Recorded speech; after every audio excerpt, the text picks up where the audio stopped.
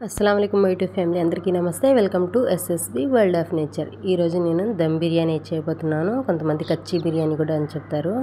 ఇంకా నేనైతే first time అనమాట చేయడం. చాలా చక్కగా అయితే వచ్చింది. చిన్న చిన్న టిప్స్తో అయితే సూపర్గా అయితే చేసుకోవచ్చు. ఇప్పుడైతే ఇది ఎలా తయారు చేయాలో చూద్దాం. ఫస్ట్ అయితే నేను ఒక 2 కిలోల వరకు చికెన్ అయితే తీసుకున్నాను. చూడండి 2 కిలోల చికెన్ ఇదైతే నీట్గా అయితే కడిగేసాను. ఇప్పుడు ఇందులో మసాలాలు అనేవి యాడ్ చేస్తున్నాను. ఫస్ట్ అయితే అల్లం వెల్లుల్లి పేస్ట్ అయితే వేస్తున్నాను. నేను ఒక 3 స్పూన్ల వరకు వేసాను. మనకు కొంచెం మసాలా ఎక్కువగా స్పైసీగా ఉండాలంటే ఇలా చేసుకోండి, చాలా బాగుండిద్ది. ఇంకా నేనైతే రుచికి సరిపడా ఉప్పు అయితే వేసాను, అంటే చికెన్కి సరిపడా వేసాను అనమాట. ఇప్పుడు ఇందులోనే కారం అయితే వేసాను, అలాగే కొద్దిగా పసుపు.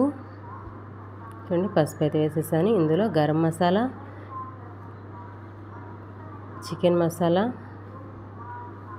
అలాగే బిర్యానీ మసాలా, ధనియాల పౌడర్ అయితే యాడ్ చేశాను. ఇప్పుడు వీటిని చక్కగా మసాలాలంతా కలిసేలాగా అయితే చక్కగా కలుపుకోవాలి. నేను ఇందులోనే బిర్యానీ ఆకు అలాగే లవంగా చెక్క అయితే వేసాను అనమాట. చూడండి ఇదంతా చక్కగా కలుపుకోవాలి. మనం చికెన్కి మసాలాలను చక్కగా పట్టిస్తే మన చికెన్ రుచి అనేది చాలా బాగుండిద్ది. మనం అంతా కలుపుకోవడంలోనే ఉండిద్ది టేస్ట్ అంతా. ఇంకా ఇక్కడైతే ఒకసారి కలిపేసాను చక్కగా. ఇంకా మళ్ళీ ఇందులో కొత్తిమీర, పుదీనా అయితే యాడ్ చేస్తున్నాను. అలాగే కసూరి మేతి కొంచెం ఇలా క్రష్ చేసి వేస్తున్నాను. చూడండి కొద్దిగా మరీ ఎక్కువగా ఏం అవసరం లేదు.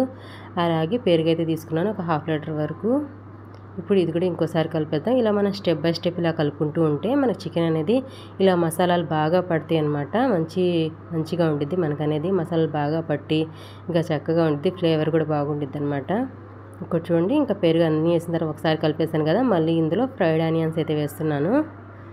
మరి నేనైతే కొన్ని అయితే తీసి పెట్టాను అనమాట. తర్వాత మళ్ళీ వేద్దామని చెప్పేసి కొన్ని అయితే వేసాను. ఇప్పుడు ఇందులోనే నిమ్మరసం అనేది వేసాను.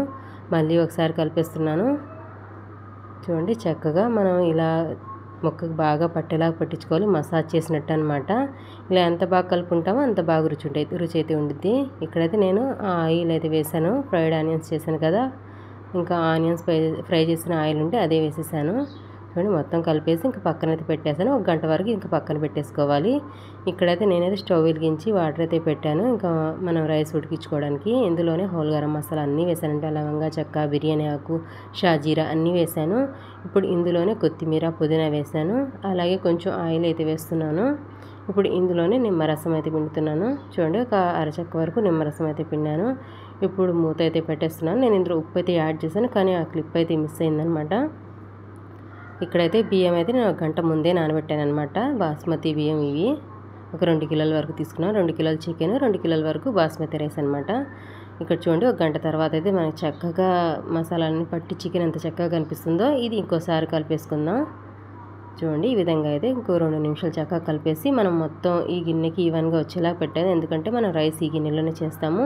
ఇక్కడ చూస్తే మనకు రైస్ అయితే చక్కగా ఇక్కడ వాటర్ అయితే చక్కగా బాయిల్ అవుతున్నాయి చూడండి. ఇక్కడైతే నేను ఒక 2 నిమిషాలు చికెన్ అయితే కుక్ చేస్తున్నాను, ఒక 2-3 నిమిషాలు. ఎందుకంటే కొంచెం మసాలాలు బాగా ఫ్రై అవుతాయి పచ్చివాసన లేకుండా అని చెప్పేసి. ఇంకా ఇందులో అయితే నేనైతే ఈ వాటర్ అయితే బాయిల్ అయినాయి కదా. ఇప్పుడు ఇందులో రైస్ అయితే వేసాను. పచ్చిమిర్చి అయితే లాస్ట్లో యాడ్ చేశాను, ఫస్ట్ అయితే నాకు గుర్తులేదు. చూడండి ఇక్కడైతే రైస్ అయితే చక్కగా ఉడుకుతుంది. మనకైతే 80% వరకు మనం ఈ రైస్ అనేది ఉడికించుకోవాలి. ఎందుకంటే నేను చికెన్ అనేది కొంచెం ఉడికిచ్చాను కదా, ఒక 2-3 నిమిషాల వరకు. ఇంకా అందుకని చెప్పేసి ఇంకా 80% ఉడికిన తర్వాత రైస్ అనేది ఇలా అయితే మన చికెన్ మీద అయితే వేస్తున్నాను. చూడండి మొత్తం వేసేసిన తర్వాత ఒకసారి ఇలా కలిపేసి చక్కగా ఈవెన్గా వచ్చేలాగా. ఇప్పుడు దీని మీద అయితే కొత్తిమీర, పుదీనా ఇంకా అన్నీ అయితే యాడ్ చేస్తున్నాను మళ్ళీ. చూడండి కొత్తిమీర, పుదీనా అయితే యాడ్ చేశాను. ఇంకా కొన్ని ఫ్రైడ్ ఆనియన్స్ అయితే తీసి పక్కన పెట్టాను కదా, అవి కూడా యాడ్ చేస్తున్నాను. అలాగే నెయ్యి, నేనైతే ఇంతవరకు ఎక్కడ నెయ్యి అనేది యాడ్ చేయలేదు. ఇప్పుడు ఫైనల్గా అయితే నెయ్యి అయితే యాడ్ చేస్తున్నాను. చూడండి నెయ్యి అయితే వేసాను. ఇంకా కొంచెం నిమ్మరసం వేస్తున్నాను అనమాట. ఇందాక పిండాను కదా, అందులో కొంచెం ఉంది, ఇంకా ఎక్కువ ఏం లేదు, కొంచెం వేసాను.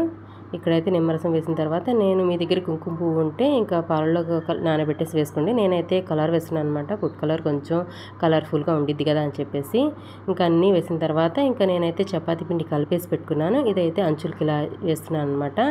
ఇక్కడైతే ఒక చిన్న టిప్పు, మనం ఇలా అంచులకి చపాతీ పిండి పెట్టిన తర్వాత మూత పెట్టిన తర్వాత ఒక్కవైపు చిన్న హోల్ లాగా పెట్టుకోవాలి. చపాతీ పిండి లేకుండా చిన్న హోల్ పెట్టుకుంటే మనం తీసుకున్న క్వాంటిటీని బట్టి ఇంకా ఒక 10-15 నిమిషాల లోపు దానిలో నుంచి ఆవిరి వచ్చింది హౌల్లో నుంచి. ఆ తర్వాత మనం హై ఫ్లేమ్లో నుంచి లో ఫ్లేమ్లో మార్చేయాలి.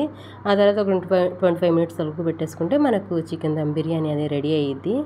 ఇంకా చక్కగా కుక్ అయ్యిద్ది అనమాట. ఇక్కడ చూడండి మా బన్ను అయితే చికెన్ వాసనకి కిచెన్ నుంచి బయటికి అయితే రావట్లేదు, కిచెన్లోనే ఉంటున్నాడు. మాకు ఏ పని చేయించుకునేవ్వట్లేదు. ఇంకా నేనైతే అంతా పెట్టిన తర్వాత పైన అయితే కొంచెం బరువు అయితే పెట్టాను అనమాట. ఈ గిన్నె అయితే పెట్టేశాను. ఇప్పుడు ఒక 25 నిమిషాల తర్వాత చూపిస్తున్నాను చూడండి. నేనైతే ఇక్కడ చిన్న మిస్టేక్ అయితే చేశాను. స్టవ్ ఆపేసిన వెంటనే అయితే మూత తీసాను. మీరైతే అలా చేయకండి.